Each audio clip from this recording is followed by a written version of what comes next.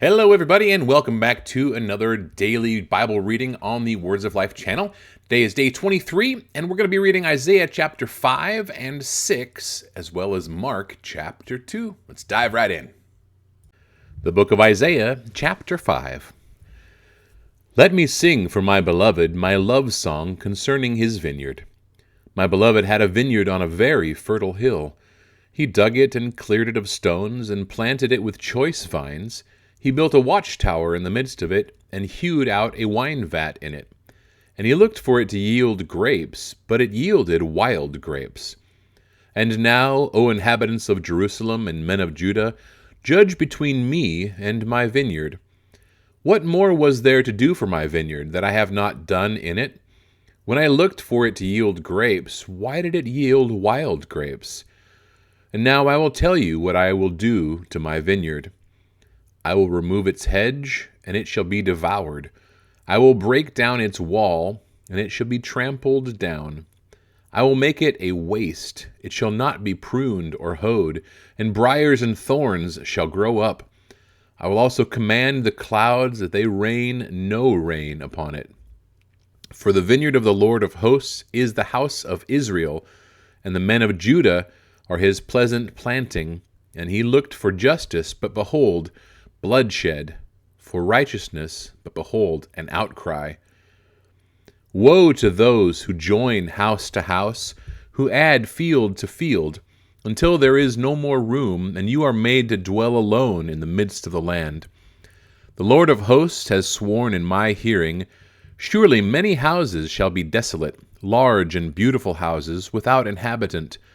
For 10 acres of vineyard shall yield but 1 bath, and a homer of seed shall yield but an ephah. Woe to those who rise early in the morning, that they may run after strong drink, who tarry late into the evening as wine inflames them. They have lyre and harp, tambourine and flute, and wine at their feasts, but they do not regard the deeds of the Lord, to see the work of his hands. Therefore, my people, go into exile for lack of knowledge. Their honored men go hungry, and their multitude is parched with thirst. Therefore Sheol has enlarged its appetite and opened its mouth beyond measure, and the nobility of Jerusalem and her multitude will go down, her revelers and he who exults in her. Man is humbled, and each one is brought low, and the eyes of the haughty are brought low.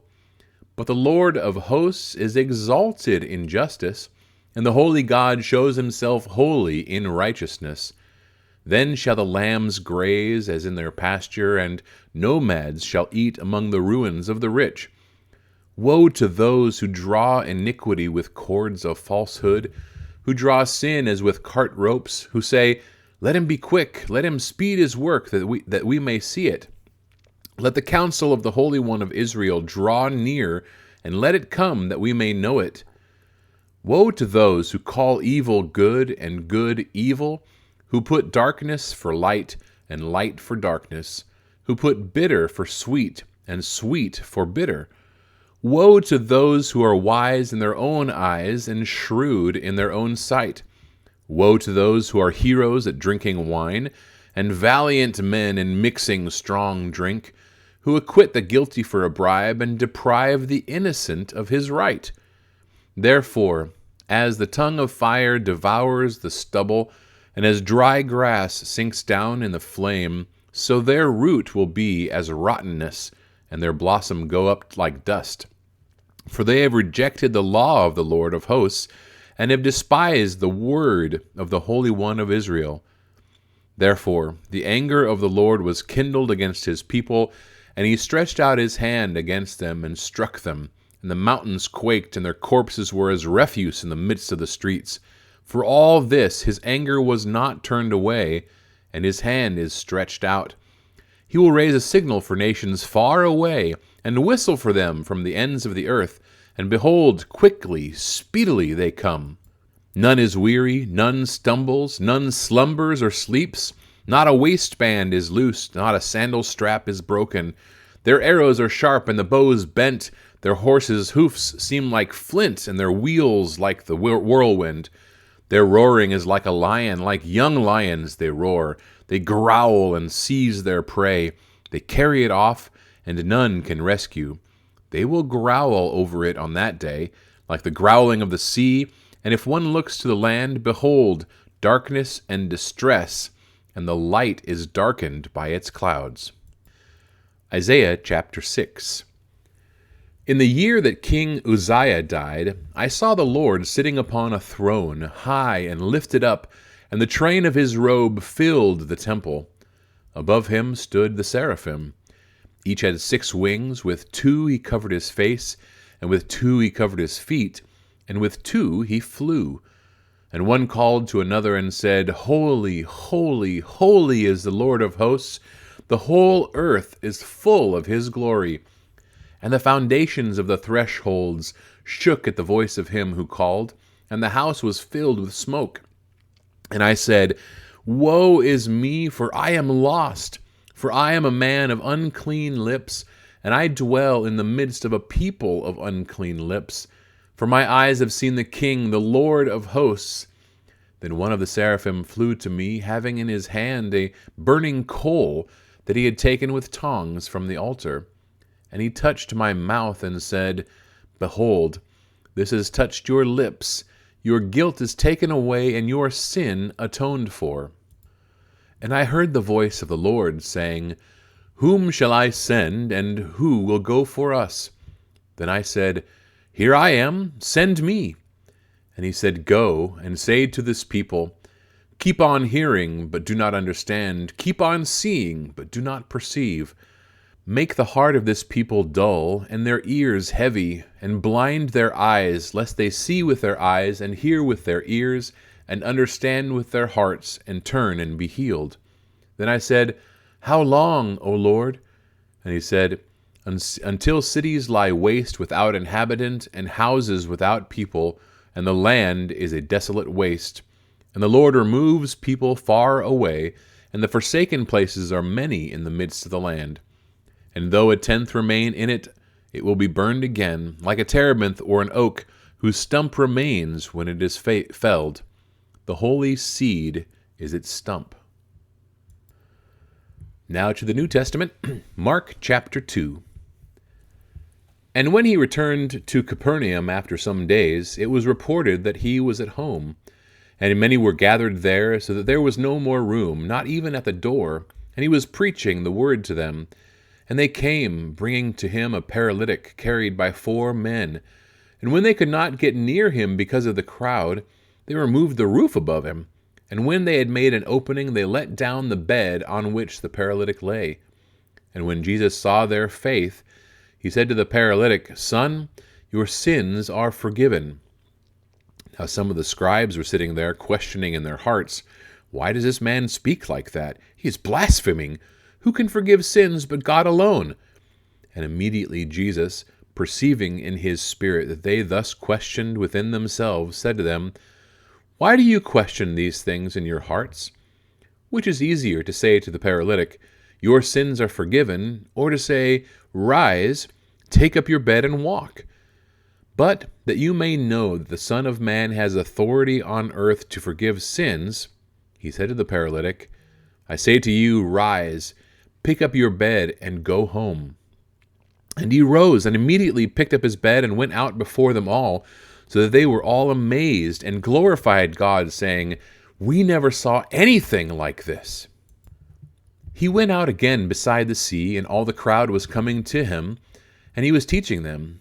And as he passed by, he saw Levi, the son of Alphaeus, sitting at the tax booth, and he said to him, Follow me. And he rose and followed him. And as he reclined at table in his house, many tax collectors and sinners were reclining with Jesus and his disciples, for there were many who followed him. And the scribes of the Pharisees, when they saw that he was eating with sinners and tax collectors, said to his disciples, Why does he eat with tax collectors and sinners? And when Jesus heard it, he said, Those who are well have no need of a physician, but those who are sick. I came not to call the righteous, but sinners.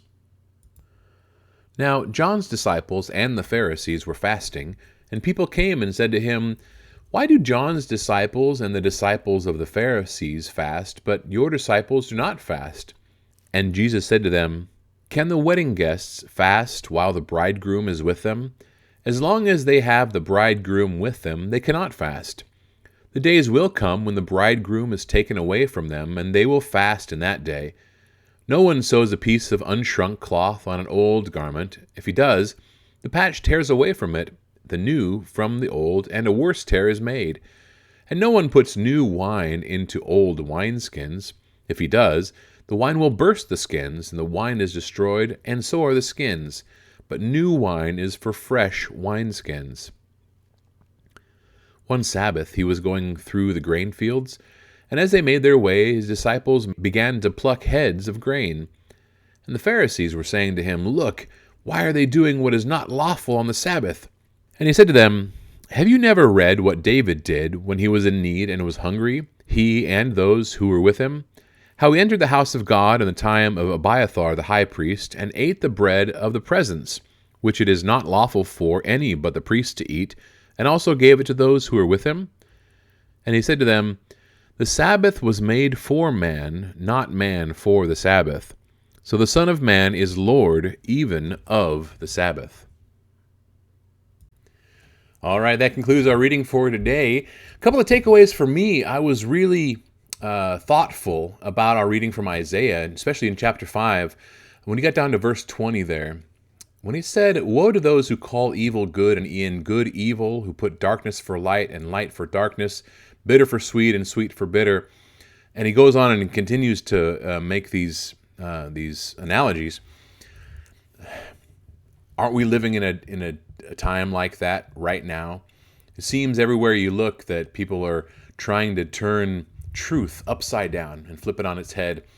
So this is a good reminder of us that we need to put all of our faith and stock in God. And then in Mark, I really love the kind of rapid fire approach that Mark has with all of these interactions that Jesus is having with the scribes and Pharisees and the people and the miracles that he's doing. It's really amazing. And it almost seems like the scribes and Pharisees are kind of like stalking Jesus, like, looking around. I mean, they noticed him and his disciples in the field plucking, wheat. And it's pretty interesting, and we're going to see how that all unfolds as we continue reading. Thanks for tuning in, everybody. God bless, and we'll see you tomorrow.